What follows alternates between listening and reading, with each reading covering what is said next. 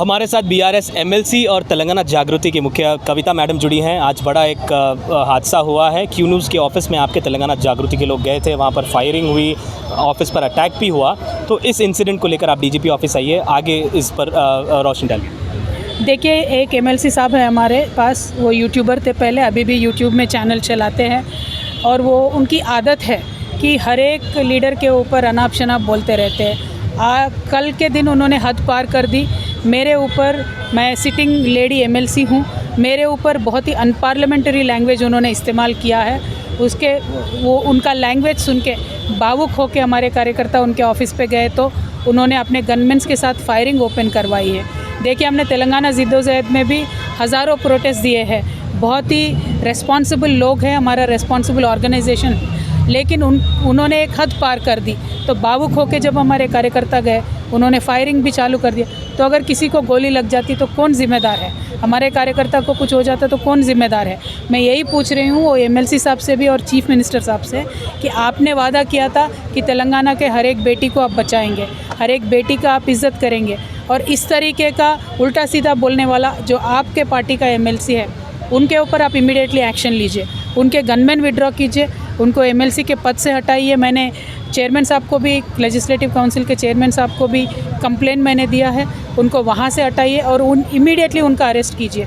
क्योंकि आपने इससे बहुत ही छोटे छोटे इंसिडेंट्स पे लोगों को अरेस्ट किया है तेलंगाना में, तो ये तो बहुत बड़े इंसिडेंट है, उनको इमीडिएटली अरेस्ट कीजिए। मैडम, आप 42% रिजर्वेशन बीसी के लिए उस पर आवाज़ उठाई थी, आपने रेल रोको प्रोग्राम भी बुलवाया था, उसको लेकर ये विवाद छिड़ा है, उन्होंने उसी पर लेकर ये कमेंट किया है। तो इस इशू को आप कैसे देखती हैं? सरकार ने फैसला लिया है, लोकल बॉडीज़ में इसको इम्प्लीमेंट किया जाएगा, ऑर्डिनेंस पास किया जाएगा। क्या आप समझती है कि ये इम्प्लीमेंट होगा, और अगर होगा तो इसका असर जनता पर कैसे पड़ेगा? देखिए, डेफिनेटली 42% आरक्षण की जो मुद्दा है बहुत बड़ा मुद्दा है।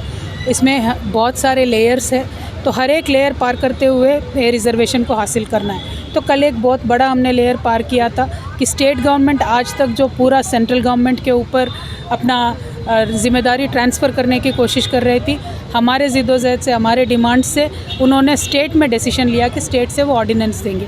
तो डेफिनेटली ये सेलिब्रेट करने वाली बात है। सिर्फ मेरी बात नहीं है, सारी ओबीसी समाज की, सारे तेलंगाना लोगों का सेलिब्रेशन का ये बात है। तो हमने सेलिब्रेट किया। पता नहीं इनको क्या आपत्ति है इससे। और ये एमएलए साहब, आप जब पहले इस पर लड़ रही थी, आप इस पर आवाज़ उठा रही थी, तब इस तरीके का विवाद, इस तरीके की बात नहीं आई। जब सरकार फैसला लेती है तो आप पर इस तरीके के सवाल उठते हैं कि आप बीसी को बिलोंग करती है। क्या ऐसे सवाल मल्लाना ने किए हैं उनके जो भी स्टेटमेंट दिया उस पर? तो उनको क्या कहेंगे, बीसी लोगों को क्या कहेंगे स्टेट? देखिए, अल्टीमेटली बात यहाँ उतर आती है कि जब भी कोई महिला लीडर खड़े होके कोई एक सीरियस मुद्दा उठाती है और ये मुद्दे के इश्यू में उनको जवाब देने का कुछ वापस उनके पास जवाब नहीं है, तब ऐसे तरीके की बातें करते हैं लोग।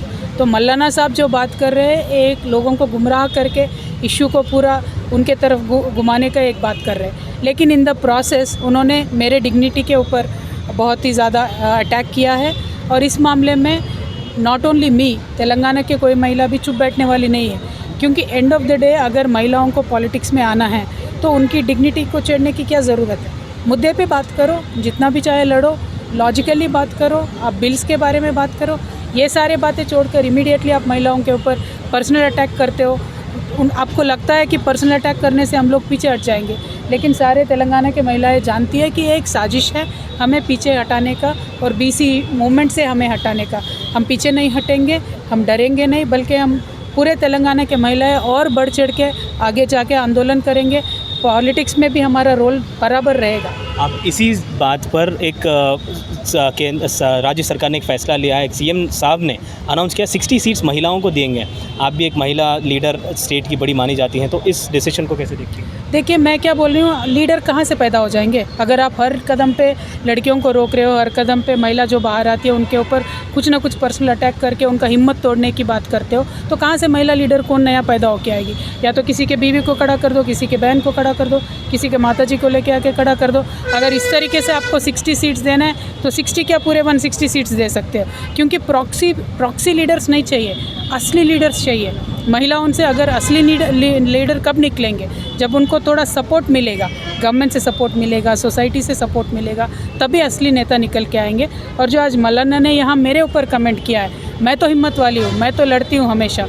मेरा तो हिम्मत वो तोड़ ही नहीं सकता है, लेकिन बहुत हज़ारों लड़कियां हैं जो लीडर बनना चाहती है, जो कल को लोकल बॉडी इलेक्शंस में लड़ना चाहती है, वो पीछे ना हट जाए, ये मेरा डर है। उनके बारे में मैं बोल रही हूँ, उनके बारे में मैं सोच रही हूँ। धन्यवाद मैडम, हमसे बातचीत करने के लिए दिए थे BRS MLC के कविता मैडम। कैमरा पर्सन कृष्णा के साथ अब्दुल बशीर, हैदराबाद।